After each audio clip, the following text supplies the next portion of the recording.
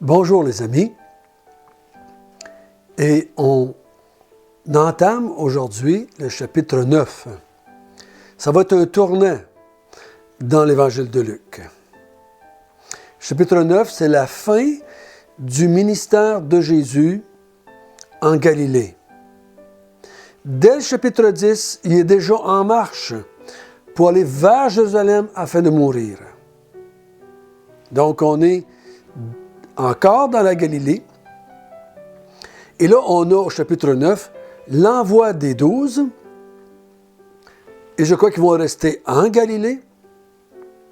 Et ensuite, ça, on a l'envoi des 70, qu'eux autres vont aller vers Jérusalem. Jésus va les envoyer dans les villes et les villages que lui veut aller. Donc, ils vont comme le précéder. C'est comme s'ils vont l'annoncer. On va voir ça en s'en allant. Mais aujourd'hui, le chapitre 9.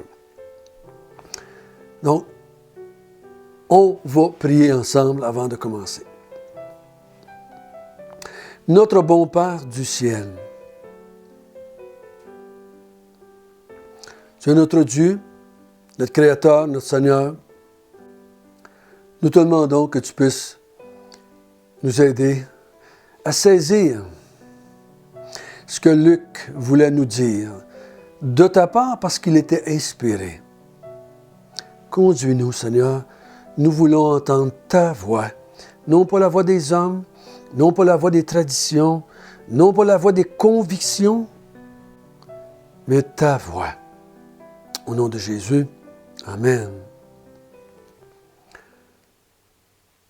Plus je lisais et méditais le chapitre 9 cette semaine, plus je me suis aperçu que Luc va faire un résumé du ministère de Jésus en Galilée pendant 2 ans et demi presque. Et comme je vous l'ai déjà dit, Luc est le seul qui fait cela comme ça. Souvent dans les autres évangiles, on voit Jésus passer de la Galilée à la Judée, à la Samarie. Il se promène dans le peuple d'Israël. Et c'est ça qui s'est passé. Mais pourtant, Luc va tout chercher ses témoins oculaires des événements qui se sont passés en Galilée. Jusqu'à aujourd'hui. Après ça, chapitre 10, là, on va voir qu'est-ce qu'il fait en Samarie. Ensuite, il va descendre en Judée. On va le voir faire différentes choses et faire différents enseignements en s'en allant par là-bas, vers Jérusalem. Mais ici, c'est comme si Luc voudrait nous dire, Jésus a travaillé ici pendant 2 ans et demi. Il a fait de l'enseignement, il a fait des miracles, il a fait des résurrections, il a ramené des gens à la vie, il a chassé des démons. Quel fut le résultat de cela? Et je crois qu'il va nous donner ici des résultats parmi les 12. On va avoir le résultat d'Hérode, on va avoir le résultat des foules, on va avoir toutes sortes de résultats. Comment les gens perçoivent-ils Jésus 2 ans et demi après son ministère? Parce qu'à partir du chapitre 10, il s'en va mourir. Donc, tous les enseignements qu'il va donner, tous les gestes qu'il va faire vont être teintés, jusqu'à un certain point, du fait qu'il s'en va mourir à Jérusalem. Mais ici, on va voir la réaction des gens après ce 2 ans et demi-là. Premièrement, on va voir le chapitre 9, verset 1, et on va lire jusqu'au verset 10. Je crois que c'est un ensemble. Jésus, ayant assemblé les 12, leur donna force et pouvoir sur tous les démons, avec la puissance de guérir les maladies. Il les envoya prêcher le royaume de Dieu et guérir les malades. Ne prenez rien pour le voyage, leur dit-il, ni bâton, ni sac, ni pain, ni argent, et n'ayez pas de tunique.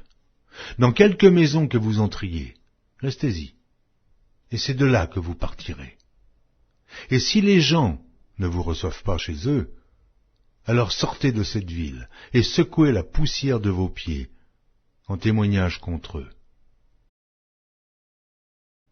Ils partirent et ils allèrent de village en village, annonçant la bonne nouvelle et opérant partout des guérisons.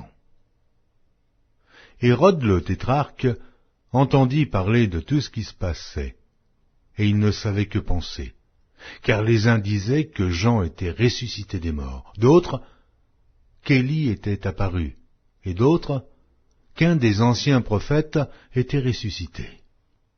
Mais Hérode disait, « J'ai fait décapiter Jean. Qui est donc celui-ci dont j'entends dire de telles choses ?» Il cherchait à le voir. Les apôtres étant de retour, racontèrent à Jésus tout ce qu'ils avaient fait. Il les prit avec lui et se retira à l'écart, du côté d'une ville appelée Bethsaïda.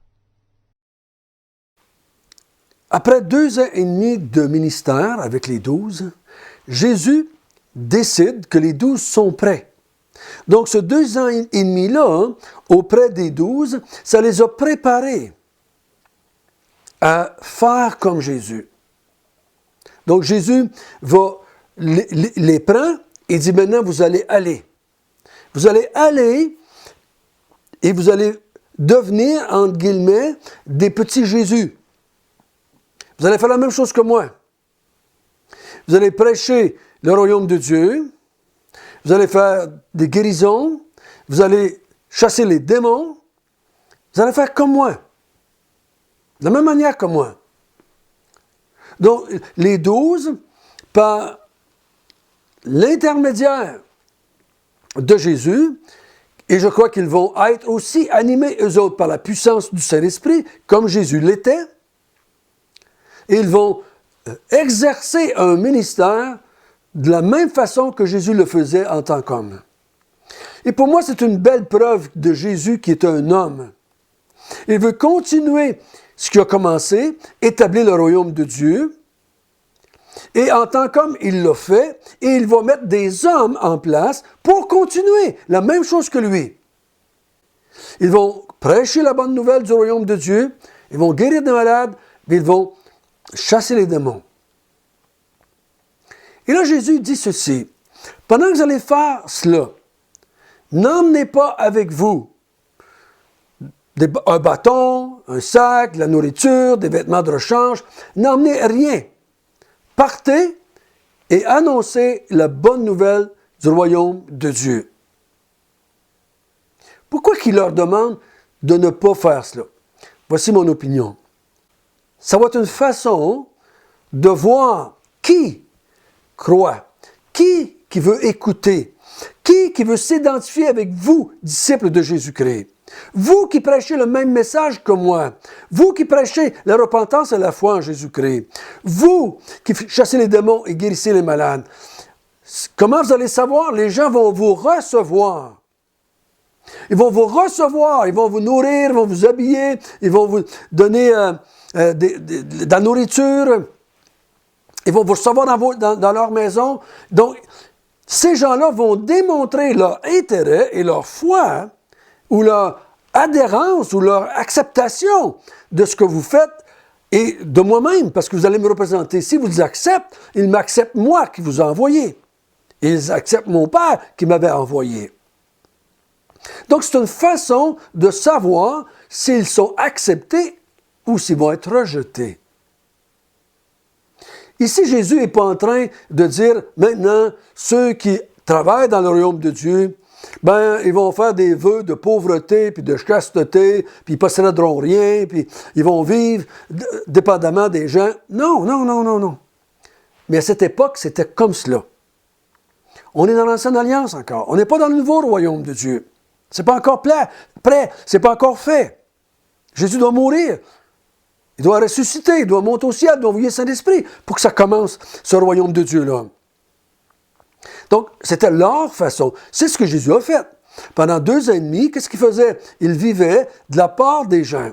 Suzanne, Jeanne, Marie, on a vu, qui assistaient Jésus de leur bien. Jésus prenait des maisons, il faisait le repas du Seigneur.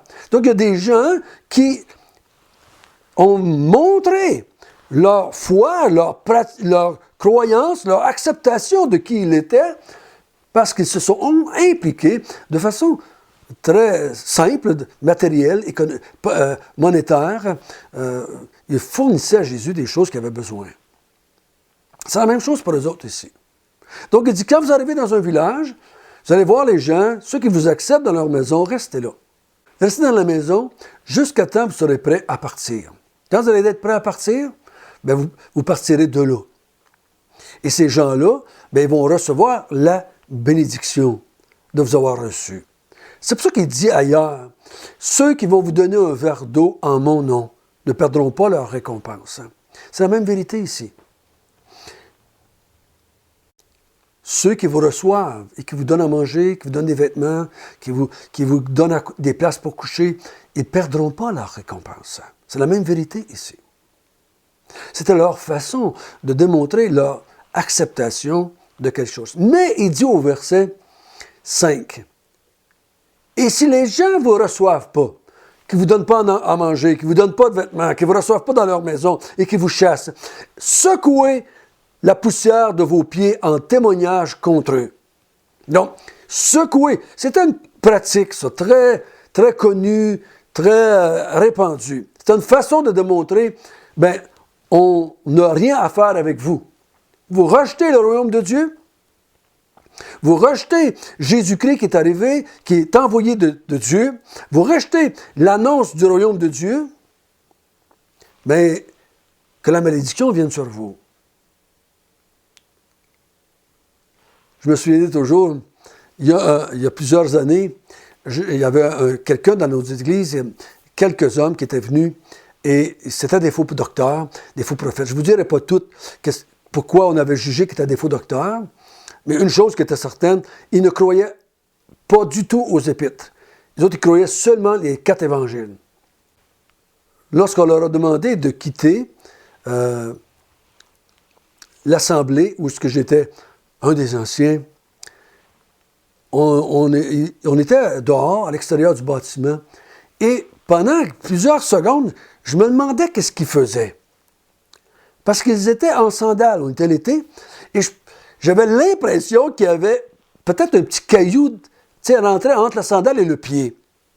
Mais non, ils faisaient cela, là. Ils faisaient ce même geste-là ici. Ils secouaient leurs sandales pour nous rejeter, nous.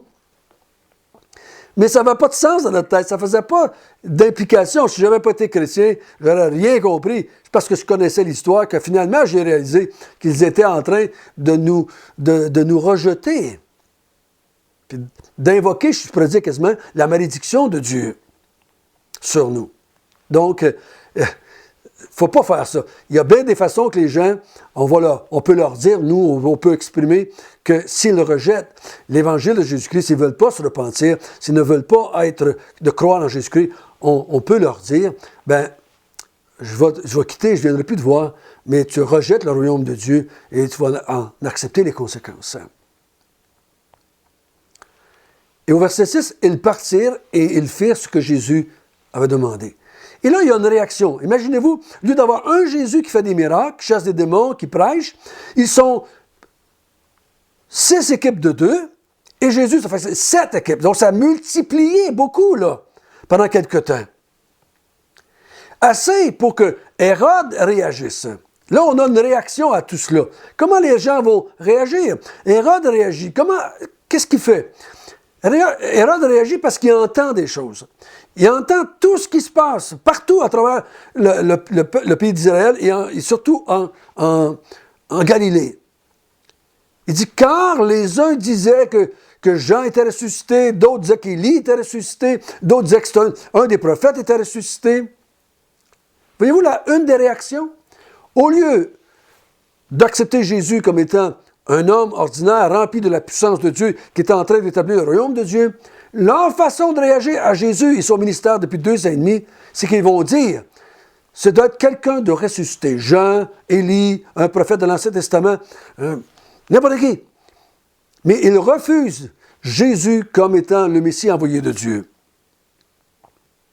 C'est une des façons que les gens expriment leur rejet, c'est qu'ils vont dire, on entend aujourd'hui quoi? Jésus, c'est un extraterrestre. Jésus, c'est un homme brillant. J'ai déjà lu un livre qui venait du Tibet. Il savait faire des choses un peu spectaculaires. Ils ont cru qu'il était un dieu.